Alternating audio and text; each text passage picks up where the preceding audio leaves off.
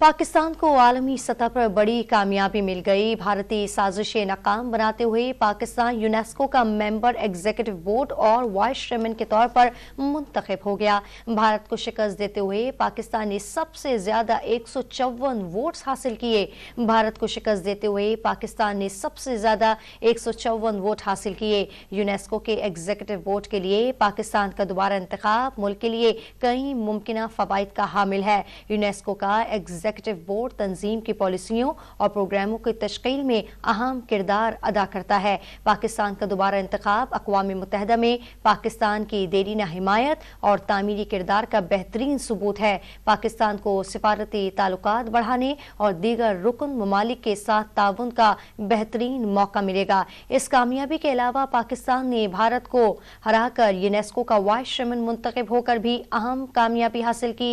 Asia Pacific group की जानिब से 2023 से 2025 की मुद्दत के लिए एग्जीक्यूटिव बोर्ड अक़वाम मुत्तहिदा से वाबस्ता फोरम में अहम पोजीशन के लिए हिंदुस्तान को शिकस्त दी। ये भारत के लिए एक बहुत बड़ी शिकस्त है। एग्जीक्यूटिव बोर्ड के मेंबर और वाइस चेयरमैन की हैसियत से पाकिस्तान तमाम ममालिक में रवाबित बढ़ाने, मुख्तलिफ मसाइल पर ठोस नताइज और उनके इक़दामात के लिए कलीदी उमूर पर इत्तफ़ाक़ राय कायम करने की कोशिश करेगा।